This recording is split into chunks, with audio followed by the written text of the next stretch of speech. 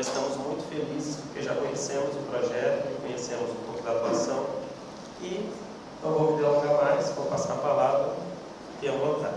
Muito obrigado.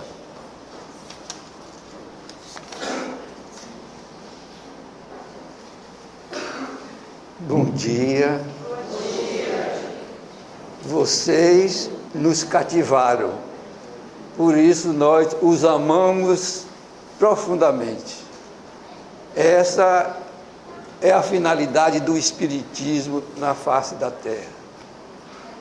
Que vos ameis uns aos outros, disse-nos Jesus em momento de rara oportunidade.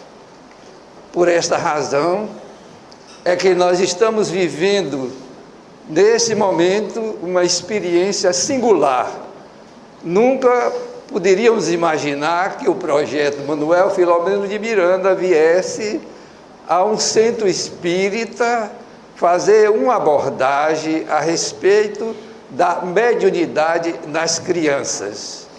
Como é natural, é uma temática palpitante e muito oportuna para ser examinada com atenção, que, segundo a doutrina espírita, nos oferece para refletir.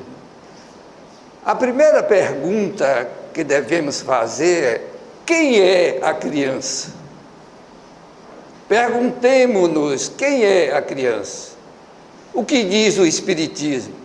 A criança é um espírito reencarnado que retorna ao palco da vida para a continuidade do seu processo intelecto, moral, espiritual.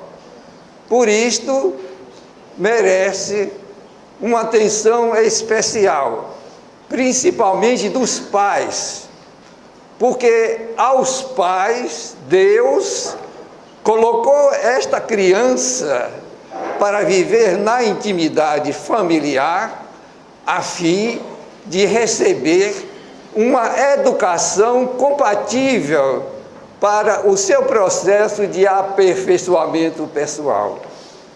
Por isto, a educação, que a doutrina é eminentemente educativa, nos instrui de que, desde a fase infantil, os pais devem ter um cuidado especial de acompanhar atentamente todos os detalhes do comportamento dos seus filhos. Já Filomeno de Miranda, no seu livro Temas da Vida e da Morte, ele diz que essa fase é importantíssima para preparar o futuro médio, a fim de que ele, quando a mediunidade desabrochar, ele saiba conduzi-la de forma saudável, a fim de colher os frutos desta faculdade que Deus colocou em germe na consciência individual de todos os seus filhos. A origem da mediunidade, é preciso que se diga, ocorre na consciência humana. Daí, dos seus mecanismos, é que a mediunidade vai gradativamente acontecendo, porque ela é evolutiva até o momento de surgir o instante da chamada mediunidade ostensiva, que é aquela que todos nós um dia vamos ter que nos defrontar para a nossa utilização. A mediunidade é, sobretudo, uma faculdade que promove a ascensão moral e espiritual do ser humano. Não é somente para comprovar a sobrevivência, nem atender os espíritos sofredores nas reuniões mediúnicas. Essa é a nova mentalidade que a equipe do projeto Manuel Filomeno de Miranda está buscando introduzir no seio do nosso movimento espírita. A questão da qualidade na mediunidade não é novidade do projeto, já foi focalizada por Allan Kardec em O Livro dos Médiuns, dizendo da qualidade de objetivos, da qualidade de pessoas, da qualidade de direção, da qualidade de resultado. Portanto, a mediunidade é, na realidade, uma faculdade natural.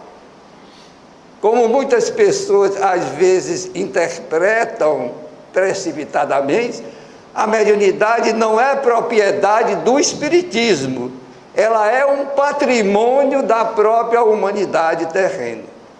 Portanto, a criança merece uma atenção especial dos seus pais, porque ela traz na sua seiva íntima uma série de tendências, de inclinações, que são, às vezes, boas, às vezes medíocres, às vezes negativas. Portanto, na questão educacional da criança, os pais têm uma responsabilidade muito grande, porque Deus deu essa missão, é uma missão que os pais não devem nunca desconsiderar.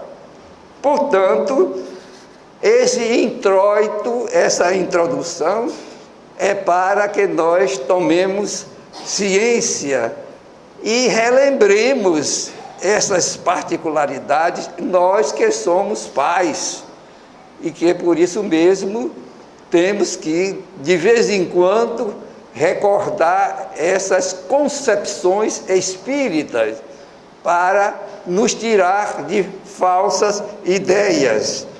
A criança traz uma programação que foi devidamente estruturada no mundo espiritual pelos seus guias e que ela participa, porque conforme está na própria doutrina, a escolha das provas é feita pelo espírito junto aos seus guias espirituais.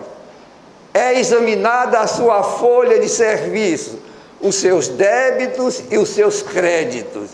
E essa programação é baseada justamente nesse princípio, porque o Espiritismo está mudando essa concepção que nós trazemos do tradicionalismo religioso, que quando estamos passando por problemas, dificuldades e sofrimentos, se considera uma punição, um castigo. Não é nada disso. Na realidade, o sofrimento, a dor, é uma lei de equilíbrio para que nós possamos aquilatar a nossa atitude correta de refazer com as mudanças necessárias do nosso procedimento moral, a nossa conduta na vida de relação e na convivência, principalmente na família. Porque o Espiritismo faz uma abordagem dos laços de família na lei de sociedade que devemos ter o cuidado de examinar com muito carinho, com muito cuidado. Por isto mesmo é que nós devemos ter esta atenção especial. Às vezes existem momentos que nos chamam a atenção e ficamos surpreendidos. Por que os pais rejeitam os filhos? Será que existe uma causa por detrás disso? Primeiro, a causa é o egoísmo, é o primeiro problema. Depois, é uma aprovação para os filhos. Tudo que nós fazemos ao nosso próximo, contra a lei de Deus, nós temos que recompor o nosso procedimento, atuando na faixa de fazer o bem, porque o bem é tudo que é conforme a lei de Deus, e o mal é tudo que lhe é contrário. Esses momentos explicativos é de fundamental importância para uma análise mais aprofundada a respeito da questão da mediunidade na criança. Muitas pessoas ainda reagem. Por que as crianças sofrem? Crianças que nascem de berço com problemas incuráveis, como câncer e outros mais, e muitos pais, porque desconhecem a doutrina espírita e, consequentemente, a lei de causa e efeito, ficam revoltados, dizendo que aquilo não pode ser aceito, porque Deus está sendo injusto. Se conhecesse o Espiritismo, como somos nós que pais espíritas o somos, nunca vai se rebelar e revoltar contra esta circunstância, porque sabe que por detrás desse momento difícil, de sofrimento do nosso filho, que é a alma da nossa própria alma, nós vamos chegar à conclusão que aquela situação é transitória e que o espírito reencarnado vai retirar o proveito necessário para se recompor diante da sua própria consciência. Porque não é Deus o absoluto que nos julgam, informa-nos o Espiritismo. É a consciência individual de cada um de nós. E Kardec pergunta: onde está escrita a lei de Deus? Na consciência. Essa circunstância do conhecimento espírita é muito importante para que nós venhamos a amar a Deus. Acontece que, em virtude da ignorância, das informações equivocadas, uma parcela razoável de seres humanos vivendo na Terra odeiam Deus, ou então o temem, mas não o amam, porque não conhece os seus atributos, que Ele é soberanamente bom e justo. Não podemos aceitar uma ideia de que Deus cometa alguma coisa contra o bem dos seus filhos, e isto não raro está acontecendo. Em seguida, devemos daí ter essa ideia de que a criança sofre porque é uma necessidade de reequilíbrio por delitos que aquele espírito reencarnado na criança praticou em vidas passadas. Tudo que nós fazemos, há um arquivo em cada um de nós, que guarda o que fazemos de bem, mas guarda também o que fazemos de mal, para que nós apaguemos o mal que praticamos através da lei de amor, porque é esta lei que deve funcionar a prioristicamente na mente de todos nós. O maior antídoto contra o sofrimento e a dor é o amor, porque quando nós estamos sofrendo, estamos sentindo as dores cruciais da nossa vida corporal, se dedicarmos a nossa atenção a amar, há uma atenuação imediata da intensidade desses problemas, imediata. E é justamente isso a função do Espiritismo, nos mostrar que nós devemos fazer essa transformação moral o mais rápido possível a respeito da nossa conduta aqui na Terra. E é por esta e outras razões que Deus colocou a mediunidade na vida de todos nós. Portanto, a mediunidade na criança, ela tem um aspecto muito diferenciado daquela que, às vezes, as pessoas que não conhecem o Espiritismo interpretam de forma equivocada. Portanto, a mediunidade é uma predisposição psico-orgânica. Ela está toda envolvida pelas células físicas, nas células perispirituais. Porque as células físicas são inertes, elas não têm sensibilidade. Quem lhe proporciona a sensibilidade é o perispírito, porque nós somos um ser integral. Alma ou espírito, perispírito e corpo carnal. Assim é a criança. Daí esse elemento intermediário que Kardec veio estudar no momento de grande oportunidade, é preciso que nós saibamos as suas funções e, sobretudo, as suas propriedades. Principalmente nós que convivemos no centro espírita nas tarefas doutrinárias de vária ordem. O Espiritismo é uma doutrina que nos abre as portas para que nós ali atuemos de forma dinâmica a benefício pessoal, mas, em primeiro lugar, a benefício coletivo. Portanto, nós tivemos aqui uma emoção muito profunda quando participamos de uma forma efetiva do que aconteceu no momento dos cânticos. Eu senti uma vibração que comumente nunca senti na minha vida. Uma vibração de amor de todos nós, unidos no mesmo pensamento, como filhos de Deus, irmãos diante da paternidade divina, seja na criança, no púbere, no adolescente.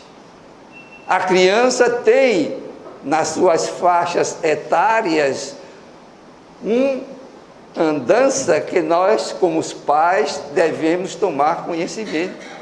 Às vezes, o comportamento da criança nos surpreende. Quando Jesus teve a oportunidade de asseverar que ninguém entraria no reino dos céus sem se transformar como uma criança, houve muitas interpretações errôneas. Ele sabia que a criança não é absolutamente um ser miniaturizado, não é simplesmente um corpo que foi produzido no momento da fecundação, nem tampouco é um complexo de um ser humano que está vivendo pela primeira vez. Portanto, isto deve calar na nossa mente profundamente. O fato de saber que o nosso filho é necessitado de uma atenção especial, porque ele traz inclinações, eles trazem problemas. E na questão da mediunidade na criança, existe um aspecto que o Espiritismo vem nos esclarecer. No processo de 1 ano até 7 anos, é o tempo que o espírito vai se introduzindo gradativamente na matéria. Inicialmente, o espírito, nos primeiros anos de vida, ele mantém todo o contato com o mundo espiritual de onde ele veio. Os seus protetores, os seus familiares, da sua família espiritual estão ali acompanhando, mas também tem os adversários, temos os nossos inimigos que também nos acompanham, porque eles também merecem a atenção especial de todos nós. E muitas vezes nós ficamos surpresos com determinado comportamento das crianças. Portanto, quando é que realmente a criança está agindo no seu processo de infantilidade. E quando é a presença da mediunidade? Nós temos, como é natural, um médium com quem convivemos dioturnamente e que sempre nos dá informações muito preciosas, porque ele passou por essa transição da sua mediunidade ostensiva numa família que não era espírita. E ele, em uma entrevista que foi colocado no livro Divaldo Franco Responde, a entrevistadora lhe fez uma pergunta muito oportuna. Como foi, Divaldo, da sua vida, justamente na fase infantil, que você via os espíritos como está vendo uma pessoa encarnada? Como foi a sua reação em várias circunstâncias, na escola, com os amiguinhos, na vida das brincadeiras? E ele conta fatos interessantes, inclusive esse do amiguinho invisível que somente a criança vê e que surpreende muitos pais que vão procurar a resposta no seio da ciência psicológica, acadêmica, e que na maioria das vezes não consegue uma resposta que satisfaça. Divaldo não teve essa oportunidade dos seus familiares buscarem respostas para o que se passava com ele, porque com a idade de 3 anos, ele teve uma visão da sua avó, que ele não conheceu, e que ele disse: diga esse recado à sua mãe. E ele prontamente leu o recado à Dona Ana. E Dona Ana tomou um susto muito grande, porque ela não conheceu a sua mãe. A mãe de Dona Ana desencarnou no seu parto. E quando Divaldo descreveu em detalhes a pessoa que mandou o recado, a sua tia, Dona Edvige, diz: Ana, é mamãe. Porque até um camafeu que ele identificou no espírito estava sendo descrito naquele momento, que Edvige, a sua tia, colocou no cadáver da sua mãe. Daí por diante, Divaldo teve uma série de fenomenologias muito interessantes. Um dia ele conta que estava no quintal brincando e de repente ele viu um menino de cor morena que se aproximou dele e disse: Di, vamos brincar? E ele assustou-se e perguntou: quem é você? Eu sou Jaguaraçu. Jaguaraçu passou a ser um amiguinho invisível de Divaldo e que constantemente estava brincando com ele. Mas na escola, Divaldo enfrentou problemas muito sérios, porque os seus colegas às vezes identificavam ele conversando sozinho, quer dizer, sozinho para os que são cegos mediunicamente, mas para ele não.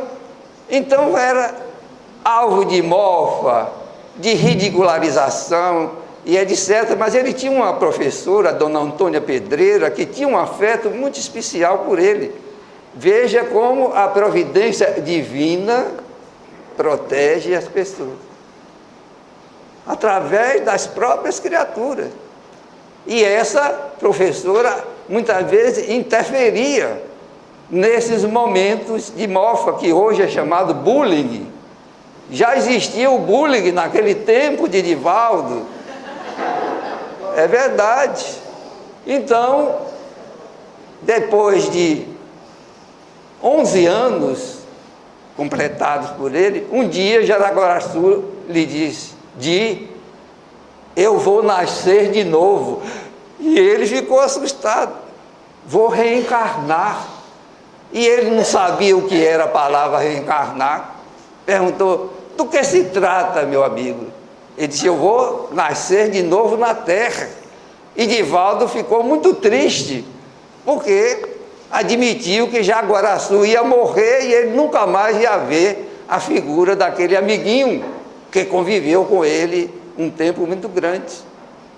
Daí, mais tarde, ele tinha 17 anos e um dia lhe surgiu um rapaz. Esse rapaz se identificou com o nome de Walter e disse que tinha desencarnado em um acidente de carro em Recife. E Divaldo diz que esse espírito foi um amigo dileto da sua vida, que lhe deu muitas instruções nessa fase da adolescência tão difícil para o jovem aqui na Terra, e que muitas vezes não encontra uma sustentação necessária para determinadas circunstâncias, principalmente no campo da sexualidade. E Walter era um doutor em sexualidade e começou a instruí-lo, a dizer o que era sexualidade, porque, como os pais de Divaldo, e até hoje, os pais, muitas vezes espíritas, sentem vergonha de abordar com os filhos a respeito da sexualidade. E isso é um equívoco muito grande. Cabe aos pais ter essa iniciativa de instruir os seus filhos para esta faculdade sexual, que tem uma influência muito grande na vida de todos os seres humanos na face da Terra.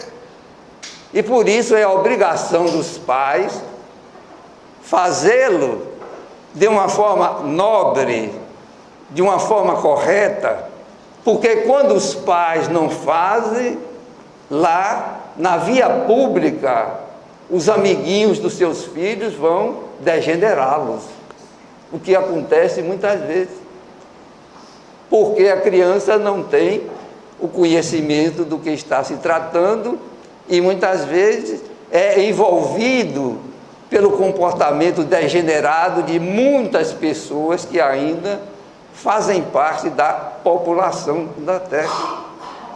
Portanto, Divaldo realmente é um exemplo típico. Eu tenho um bisneto que tem características mediúnicas. Ele vai fazer agora 9 anos. E eu tenho reparado no comportamento dele determinados detalhes. E a minha filha, que é espírita, é estudiosa da doutrina, tem um cuidado muito grande de acolhê-lo nos seus programas. Os seus problemas muitas vezes são de crise muito intensa, porque ele trouxe os amiguinhos de outra vida com que ele conviveu e que estão lhe acompanhando. Às vezes ele tem crises nervosas que surpreendem a nossa família. A mãe dele tem vínculos profundos com o filhinho e se desentendem muito. E nós conversamos com ela: minha filha, você não deve assim proceder na convivência com seus filhos. E explicamos e reexplicamos, porque o Espiritismo tem essa expectativa. Ele não manda ninguém proceder da forma correta. Ele instrui, ele esclarece, ele consola, ele orienta e respeita o livre-arbítrio de cada um de nós. Portanto, a mediunidade na criança deve ser encarada com muita naturalidade. Quando o nosso filho, na fase infantil, começar a dizer determinadas coisas infantis, pueris, não é nada de mediunidade. Mas no momento em que ele fica sério e fala de determinados diálogos com alguém que a família não está vendo, via de regra é um espírito a família deve prestar atenção. A família tem muita responsabilidade, principalmente na harmonia conjugal, que é soberana para criar uma atmosfera psíquica a fim de não dar chance a que as entidades que são inimigas da família, e nesse particular, adverte-nos o espírito Filomeno de Miranda que rara é a família aqui na Terra que não tem inimigos espirituais, e isso merece uma atenção muito grande. Por isso o Espiritismo nos recomenda a implantar o Evangelho no lar, porque é um momento de asepsiar a psicosfera do local aonde nós convivemos, que muitas vezes tem circunstâncias que promovem uma contaminação do ambiente psíquico. Às vezes desinteligências, desentendimento entre os cônjuges, entre os pais e os filhos, que não deve ser de uma frequência danosa para a família. Este momento do Evangelho no ar é de suma importância. É nesse momento que nós atraímos os nossos benfeitores espirituais. E que muitas vezes os problemas da família são resolvidos de forma positiva, porque este hábito é cumprido pelo menos uma vez por semana, naquele horário e naquele mesmo dia. Por que isto acontece? Porque o mundo espiritual compreende a necessidade da disciplina. Às vezes existe uma série de circunstâncias impeditivas para que seja interferido essa implantação, e que a família atenta, vigilante, não deve permitir de jeito nenhum. Muitas vezes chegam pessoas para fazer visitas no dia do Evangelho no lar. Claro que a família não vai ter um gesto de indelicadeza, deve dizer que está naquele momento reunida para o estudo do Evangelho de nosso Senhor Jesus Cristo, e convida a pessoa para participar. Mas não convidemos ninguém fora dessas circunstâncias para participar do nosso Evangelho no lar. É uma atividade eminentemente da família, dos que estão vivendo unidos pelos laços da afetividade. É um hábito extraordinário, que muitas vezes impede entidades agressoras invadirem o nosso lar, porque cria uma dificuldade evidente para a sua penetração com os pensamentos da família, os ensinos de Jesus. Vai se formando uma cúpula dentro do lar, que é a proteção evidente para que a família transite de uma forma compreensiva, com os entendimentos necessários, sem brigas que podem ser colocadas à margem, muitas delas incutidas pela presença dos nossos inimigos espirituais. Eu já passei por essa experiência, e é uma experiência muito difícil de ser enfrentada se nós não nos prepararmos para que saiamos airosamente desta circunstância. Somos envolvidos de uma forma muito fácil, de repente, porque ainda somos pessoas muito impulsivas, nós tomamos decisões e comportamentos que não são recomendáveis. Às vezes criamos problemas, seja no seio da família, seja no trabalho, seja na nossa convivência com os amigos, com os conhecidos, porque não podemos colocar à margem este relacionamento que existe entre o mundo espiritual e o mundo físico, e que o Espiritismo, no seu processo científico, nos explica que a ciência espírita se dedica ao estudo da origem, da natureza e do relacionamento entre o mundo espiritual e o mundo físico.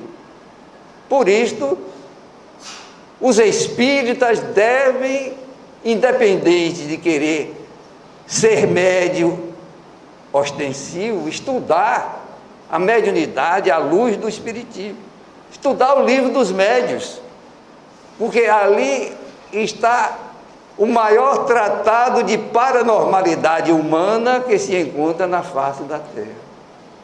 Portanto, a mediunidade na criança é um fato muito atual nos dias atuais, que nós devemos nos preparar para conviver de uma forma favorável. O Espiritismo é uma doutrina cujas as explicações e elucidações são primorosas. O que nos compete é colocá-las em prática. Reparem que tudo no centro espírita oferece um processo de repetição. E que muitas vezes os próprios espíritas que vêm às nossas reuniões públicas doutrinárias dizem: mas eu já ouvi falar a respeito disso inúmeras vezes. Não devemos raciocinar dessa forma, devemos perguntar: eu já estou praticando isto? Muitas vezes ainda não estamos praticando, porque esta é a base da educação espírita. Allan Kardec, na figura do professor Hippolyte Léon Denisard Rivaio, foi para o Verdun, na Suíça, conviver com um dos maiores pedagogos que já teve na face da Terra, João Henrique Pestalozzi. E foi lá que ele rememorou muito do seu aprendizado em reencarnações passadas. E este pedagogo suíço tinha uma concepção extraordinária. Ele dizia que a educação é baseada em 3 elementos indissociáveis: trabalho, solidariedade e perseverança. E ele diz: todo educador deve ter em mente de repetir a lição tantas vezes quanto sejam necessárias, até que o aprendiz assimile os ensinamentos que lhes são colocados à disposição. Por isso, o Espiritismo é um educandário extraordinário. As nossas reuniões públicas doutrinárias têm uma importância muito grande. Não faltemos às nossas reuniões públicas doutrinárias, porque ela tem vários aspectos a considerar. Às vezes o espírita desconhece que ali é um ambiente psicoterápico. Muitas vezes os benfeitores espirituais fazem cirurgias perispirituais dentro da reunião pública doutrinária. E para isso, o nosso Nilo é o marechal desse ensinamento, diz que os trabalhadores da mediunidade não pode faltar à reunião pública doutrinária, porque é ele que fornece o ectoplasma para que os espíritas processem essas cirurgias espirituais. Eu me recordo, para dar chance ao companheiro também participar desse momento de exposição doutrinária, de um fato que ocorreu conosco lá no Centro Espírita Caminho da Redenção. Entrevistávamos Divaldo a respeito da terapia pelos passes, é outra coisa importantíssima na Casa Espírita. E no final, diante de um público em torno quase de 1000 pessoas, Divaldo revelou: o Espírito Manuel Filomeno de Miranda está aqui me pedindo para comunicar a todos os presentes que os benfeitores vão fazer uma desobsessão coletiva no final da nossa reunião. Então vejamos como é importante a questão da reunião doutrinária na educação dos nossos filhos. Não nos esqueçamos de fazer o que esses pais estão fazendo, trazendo os seus filhos para a educação infantil. Desde essa idade, ficamos profundamente emocionados com o número de criancinhas que aqui estavam, possivelmente recebendo a orientação no momento atrasado, para poder, no transcorrer do seu desenvolvimento intelecto, moral, ter subsídios dentro do seu mundo subconsciente, para que elas se conduzam dentro daquilo que preceitua o Espiritismo. Moralizemos os nossos filhos, aprendamos a dizer não a eles nos momentos oportunos. Tem muitos pais que não sentem a força austera para dizer ao filho: não, não vou permitir que você fale isso. Às vezes, o médium infantil começa a apresentar ideias negativas dentro do lar. Os pais devem chamar o filho e dizer: olha, quem foi que lhe ensinou isso? Ah, não sei, foi alguém que eu não sei quem foi. Está errado, você não deve ouvir a opinião de outras pessoas, a não ser do seu pai, da sua mãe, que lhe amam profundamente e têm a tarefa de educá-los. Portanto, esse é o amor que nós devemos dedicar aos nossos filhos, seja em que circunstância for, para poder realmente usufruir dos frutos que naturalmente vão acontecer com essa cuidadosa educação que devemos implantar dentro do lar. É onde se constrói o homem de bem. A escola constrói o cidadão. Se os pais se omitirem de criar condições para instruir e formar o homem de bem, vai passar, muitas vezes, ter que derramar lágrimas de sangue. Ouçamos o nosso companheiro.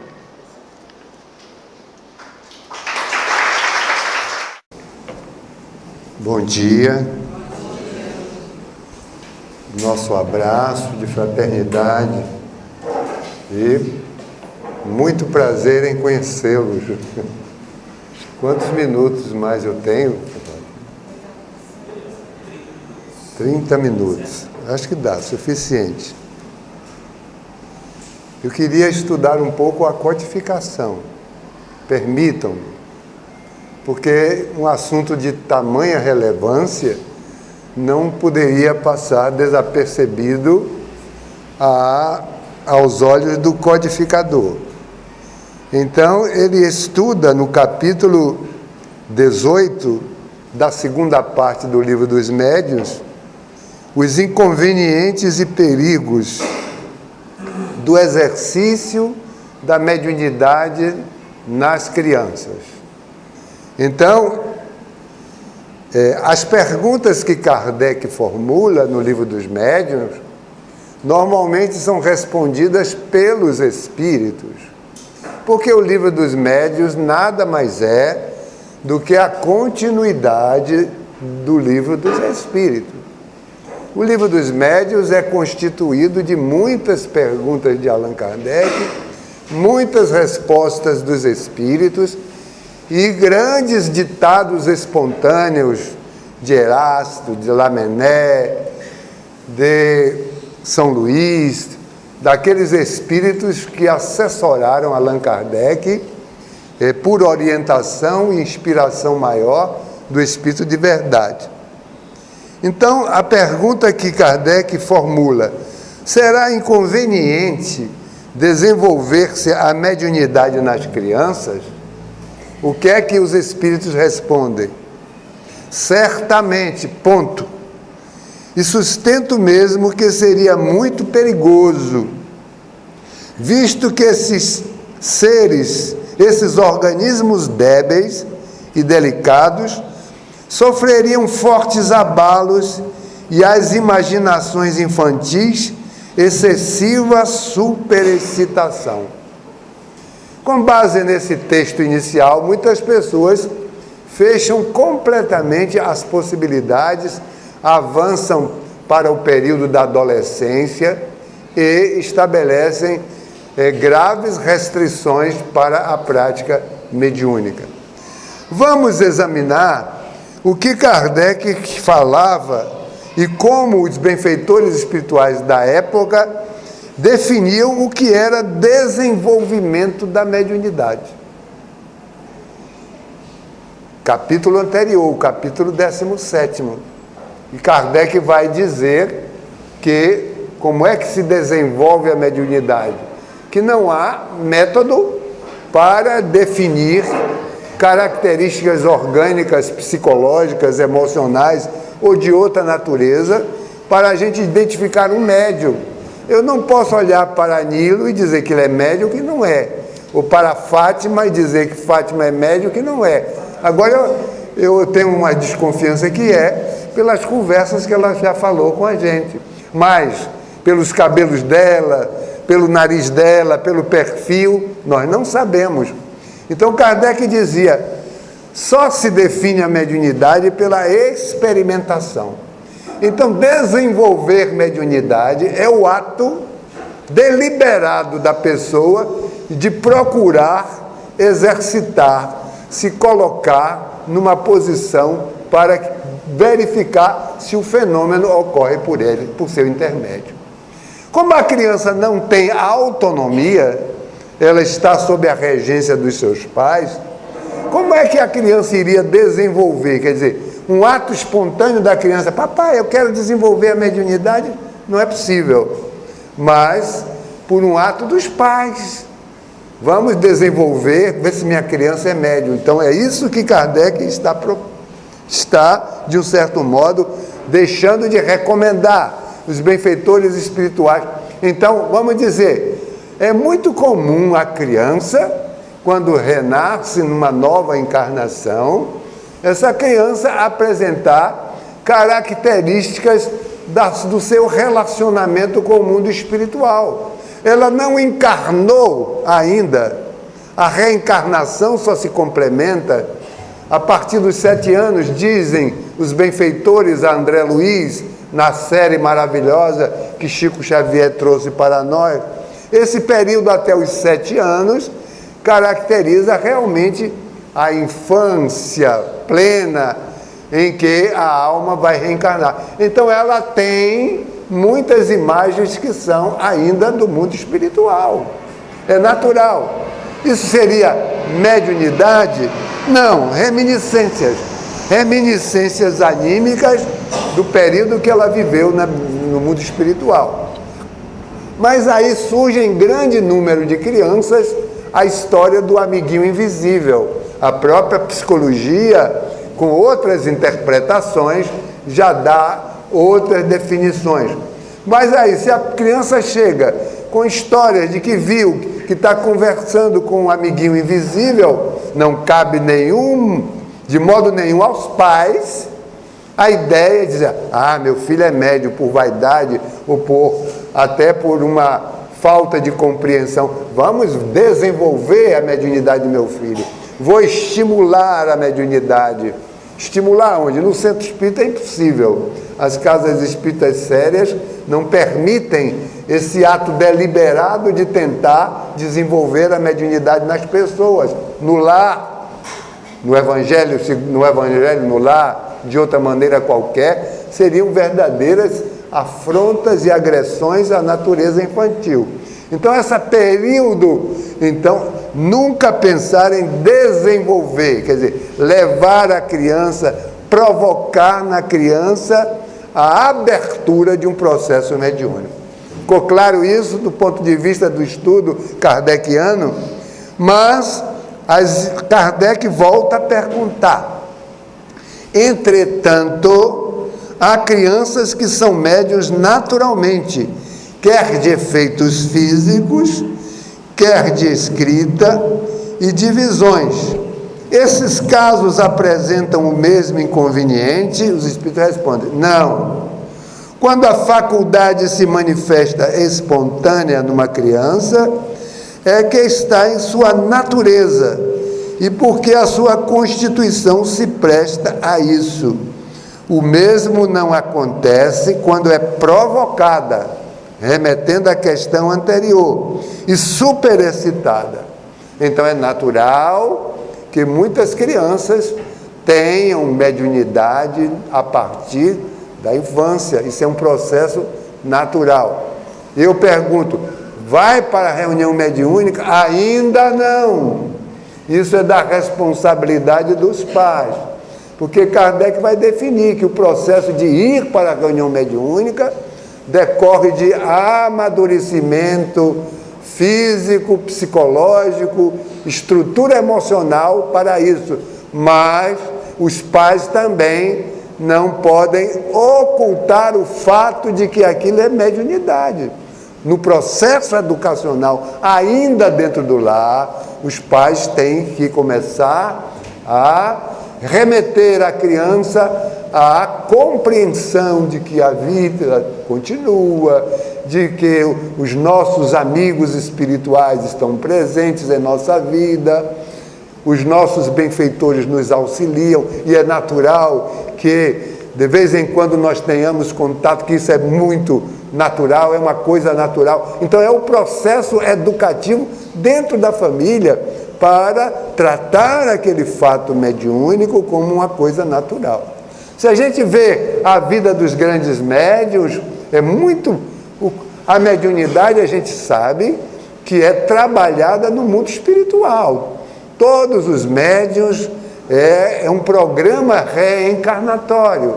Se a gente lê os Mensageiros, a gente vai ver lá o mundo espiritual preparando centenas, milhares de médiuns para derramar na face da Terra, para acelerar o progresso da humanidade, para estimular a compreensão da necessidade de superarmos esse materialismo dominante que cria todos os grandes empecilhos para que a presença da ética, da moral, dos costumes, faça com que esse planeta saia dessa condição quase primitiva em que ele se encontra.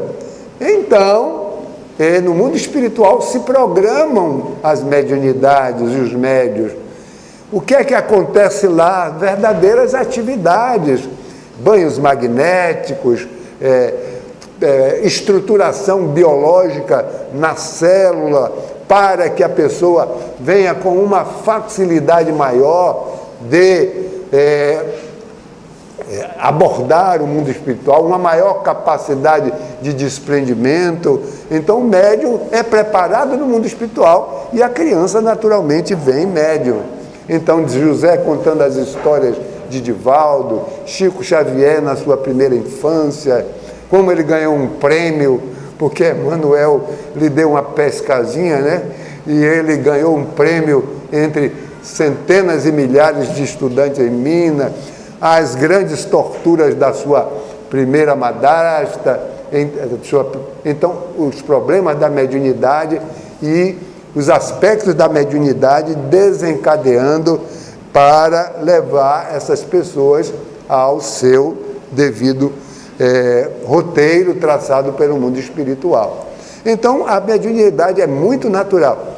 Agora, por que alguns grandes médiuns vieram com mediunidade a partir da infância e outros não?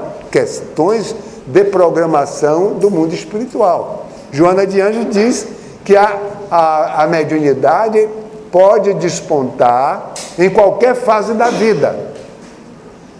Pode despontar na infância, pode despontar na adolescência. É muito comum o despontar natural na adolescência. Por quê? a glândula pineal, que é a veladora da sexualidade, praticamente abre-se para percepções mais amplas. Com o advento da sexualidade, muitas vezes acontece também o aflorar da mediunidade em várias pessoas. Vou abrir um parêntese para contar uma experiência lá da Mansão do Caminho.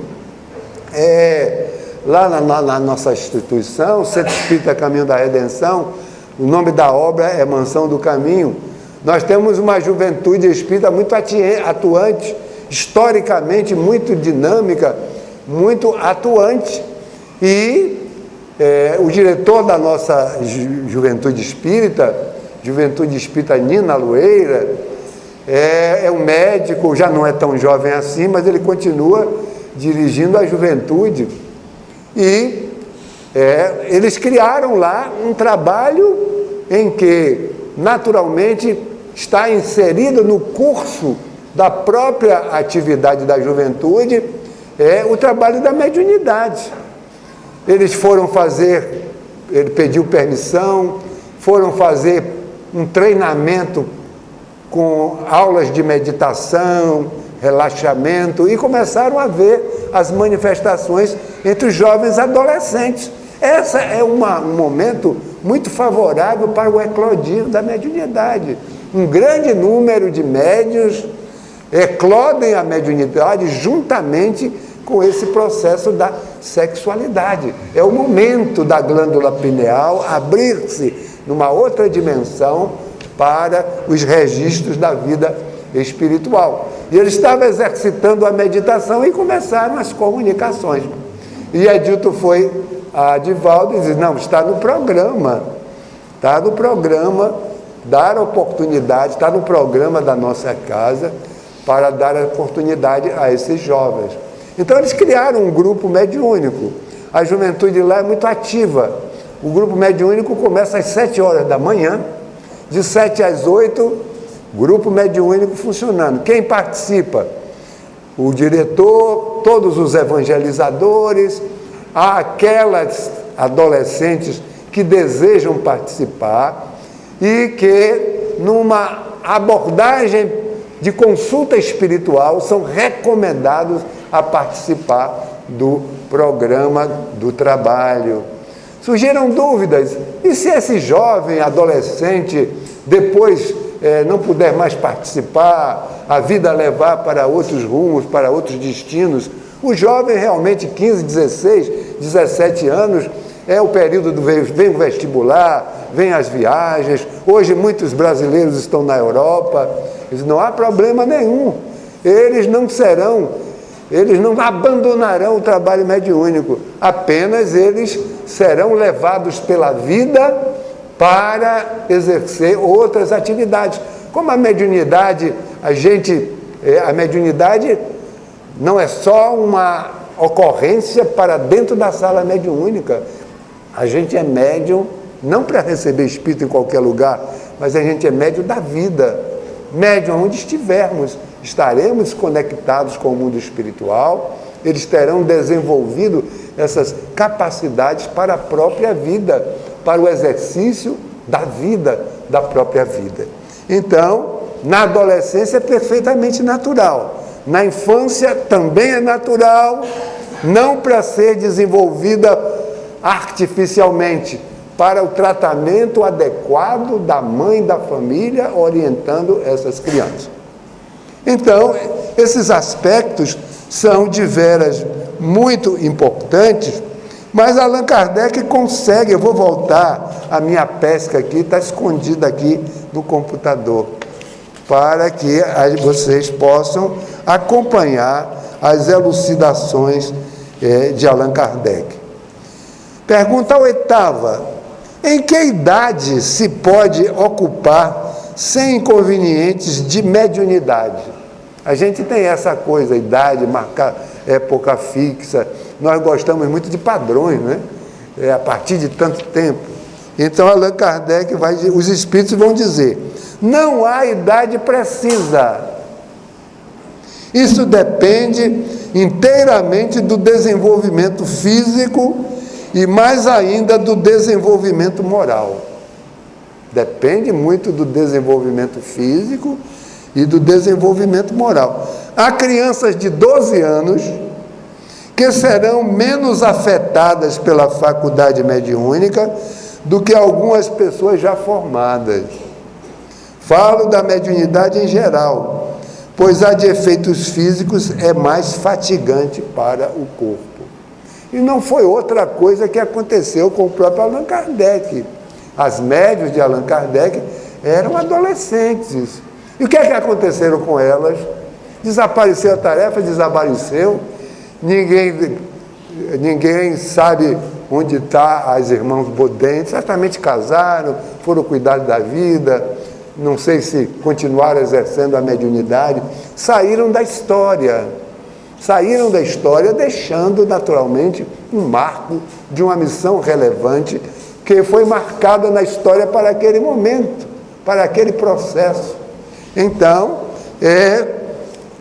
essas explicações doutrinárias para que a gente possa estruturar uma compreensão adequada do fato. Agora eu vou me permitir fazer... Bom, tem uma nota...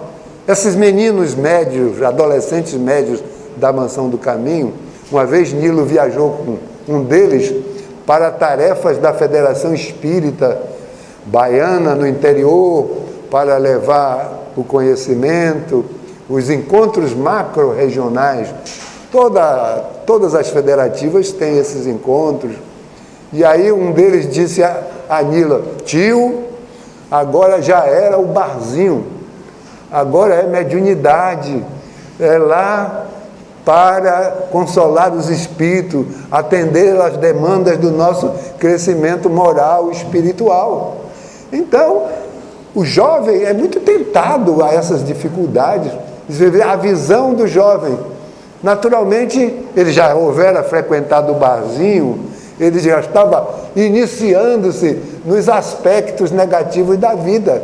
Por que não iniciá-los nos aspectos positivos do trabalho do bem, da solidariedade? Então, veja a visão daquele jovem. Ele estava cônscio da responsabilidade, de que a tarefa nova impunha-lhe determinadas renúncias a coisas que ele não mais poderia executar. Então, não foi produtivo, não foi extremamente proveitoso. Então, eu vou me permitir agora alguns depoimentos da minha vida pessoal, porque eu tenho uma família numerosa, por questões de necessidade de crescimento espiritual e de resgate de minhas dívidas de muitas encarnações, eu tive que receber muitos filhos. E os filhos foram as bênçãos da minha vida. Então, foi nascendo um após o outro. Minha mãe minha esposa era muito maternal, e ela, quando estava assim, não grávida, ela ficava meio depressiva. Aí eu procurava solucionar o problema da maneira como eu podia. Aí foram nascendo os meninos, né?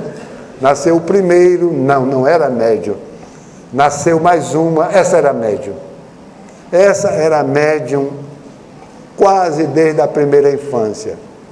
E eu vou contar alguns episódios da mediunidade dessa garota. Ela tinha, isso é um cacófato, né? Ela possuía dons de mediunidade de efeitos físicos. E ela brincava com isso. No colégio, brincava em casa, tinha fenômenos que ela provocava espontaneamente e perigosamente. Precisávamos que nós interferíssemos para que ela não brincasse com o sagrado, não brincasse com as coisas de Deus. Mas eu quero contar um fato perigoso da nossa vida. Com muitos filhos, eu trabalhava fora de casa, e minha mulher levava as crianças para a escola, tinha certas obrigações, fazer meus pagamentos. Hoje a internet é uma maravilha, paga tudo pela internet, mas antigamente tinha que ir no banco, e aí deixava os nossos filhos, são 8 filhos, são poucos. E aí deixávamos com a empregada doméstica. Não sei como é que aconteceu pela primeira vez, essa garota acordou em transe sonambúlico. E a empregada doméstica, muito habilidosa e muito, vamos dizer assim, apimentada, começou a fazer-lhe perguntas. E ela respondendo perguntas da vida pessoal, como é o nome do namorado, coisas levianas, né? Coisas levianas. E a menina respondendo em transe sonambúlico. E aí começaram a trazer outras empregadas domésticas dentro da nossa casa. Quando nós soubemos, ela começou a entrou em processo de definhando fisicamente, muito neurastênica a garota, ela estava sendo explorada pelas empregadas domésticas. Então, nós interferimos para superar a dificuldade e, naturalmente, para colocar as coisas em ordem dentro da família. Então, a nossa família tinha essas dificuldades, esses problemas da mediunidade. A mãe médium, a filha médium. Quando José falou aqui do Evangelho no Lar, uma vez uma amiga minha visitou-me e disse, mas a sua casa tem tanto espírito. Eu dizia, é tanto assim? E nós, como tínhamos muitos processos obsessivos dentro da família, nós fazíamos o Evangelho, não é uma vez por semana? Houve um período de alguns anos que nós fazíamos diariamente, porque não estávamos aguentando com a pressão das dificuldades. Então, receita para vocês, se a coisa estiver complicada, uma vez por semana não dá. Isso é mesmo que remédio. Evangelho no Lar é mesmo que remédio. Às vezes, como é que o médico faz? De 12 em 12 horas, não é? Ou uma vez por dia. Então, uma vez por semana, às vezes é um remédio mal dosado para as necessidades da família. A gente fazia evangelho diariamente para superar as nossas dificuldades. Eu me lembro do primeiro transe dela dentro da família. Estava passando na televisão um programa de índios, né? Uma taba, coisas do Xingu, aquelas coisas. E ela foi entrando num processo emocional, daqui a pouco ela entrou em transe profundamente mediúnico, tranquilo, com aquelas coisas de índio, com aquela postura de índio, com aquela dança de índio. Então, transes mediúnicos espontâneos. A gente tinha que acostumar. Vai para a reunião mediúnica? Não, a gente tem que resolver em casa. Tem que resolver em casa para superar nossas dificuldades.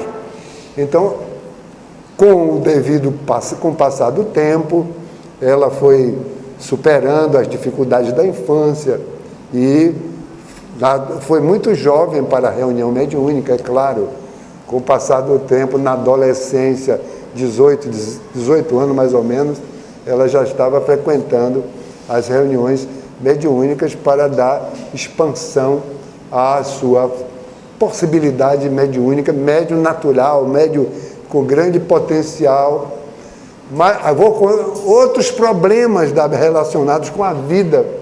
Essa menina que tinha uma mediunidade muito fácil, tinha uma capacidade de captar o mundo espiritual com muita clareza, casa-se, vem os filhos, 3 filhos, vem a separação, e aí começam os problemas para o desempenho da mediunidade, a renúncia, ela é enfermeira, plantões, uma série de dificuldades, e ela então pede para sair da reunião mediúnica, porque ela não estava dando conta, e foi permitido que ela saísse da reunião mediúnica.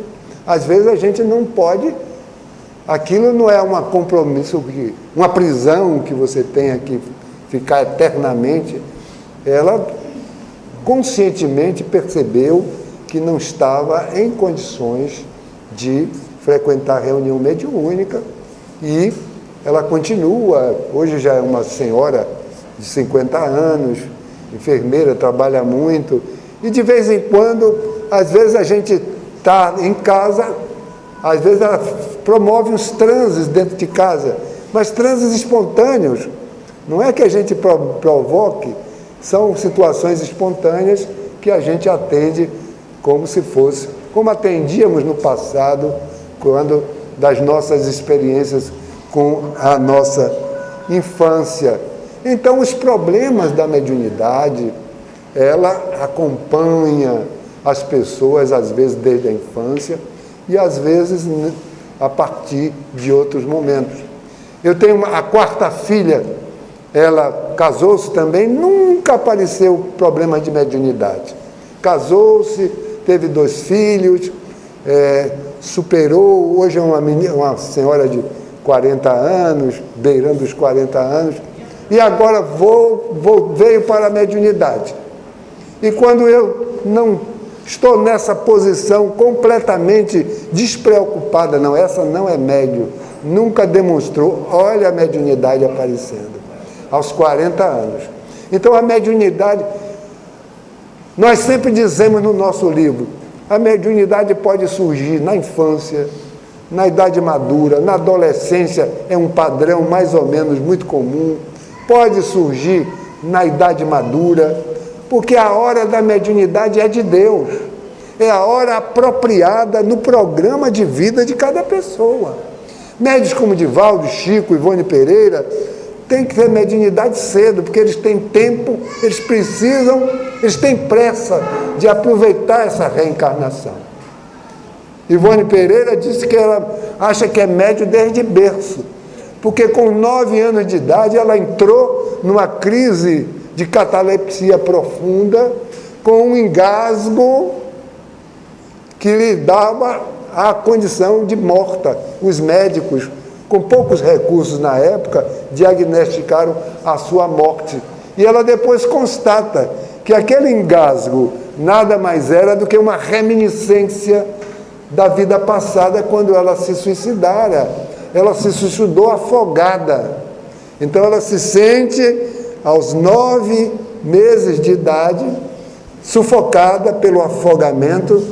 É um processo mediúnico? Não, é um processo anímico. É uma reminiscência do seu passado e que os espíritos se aproveitaram para reestruturar o seu perispírito para que ela pudesse desenvolver a sua mediunidade de uma forma mais adequada possível. Então, a mediunidade acontece no momento que Deus quer, no momento que Deus permite. Nós não devemos provocar os fenômenos mediúnicos. Quando eu disse que os meninos de 15, 16 até 18 anos, na nossa juventude, começaram um processo mediúnico em aulas de meditação, não foi uma provocação, foi uma coisa espontânea da vida, naturalmente convocando eles para as tarefas que a vida iria apresentá-los. E o processo é natural. Muitos adolescentes lá da juventude pedem para ir para a mediúnica, às vezes naquela fantasia de serem médios, e ficam lá e não tem mediunidade, coisa nenhuma. 15, 16, 18 anos, só acontece com quem tem programação espiritual para o fato.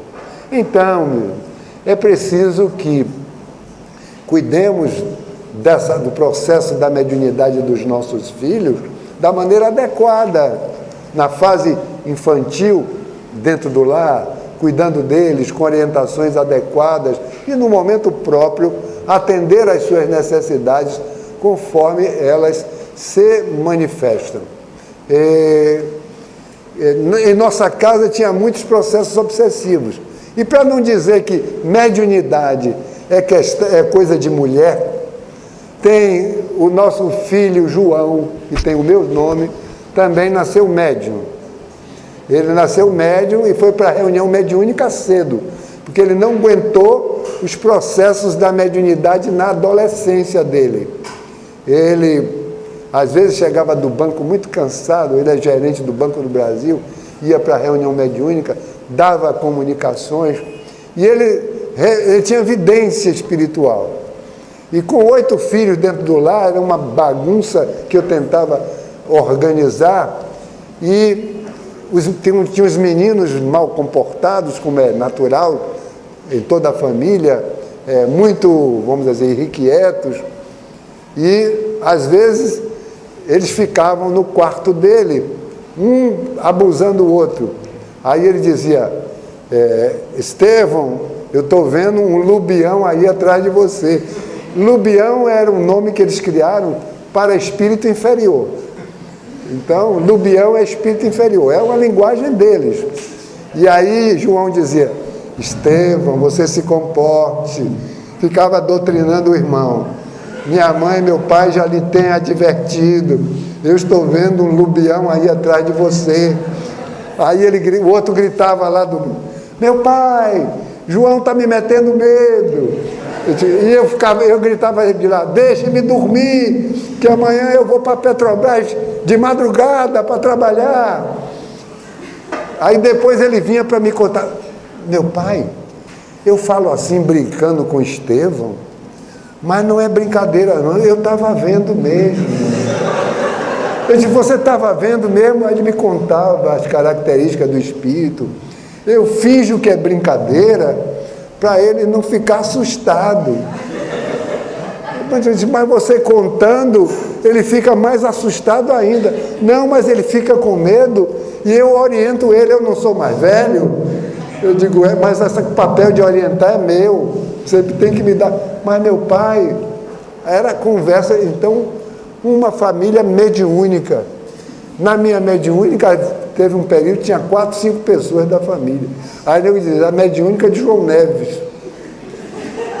Então, é pelas necessidades espirituais que foram colocadas nas nossas responsabilidades. Então, esses fatos engraçados, na época não foram tão engraçados como parece para mim. Eram fatos inquietantes, eram dúvidas muito difíceis de serem... E nós, quando estávamos assim, muito assoberbados, levávamos todos para a mansão do caminho. Não é? Divaldo é que tem que resolver isso. Aí levávamos, às vezes tomávamos café com Divaldo na mesa, e as conversas de Divaldo ia acalmando eles, ia ajudando-nos a cuidar das nossas responsabilidades. Graças a Deus, todos são bons cidadãos, graças a Deus, então agora eu posso viajar mais tranquilo. Então, essas colocações assim, desataviadas, é para a gente dar um caráter assim, ameno nesse assunto que é muito delicado e que a gente deve tratar com muito cuidado e com muita responsabilidade. Então, um abraço para vocês e que Deus nos abençoe.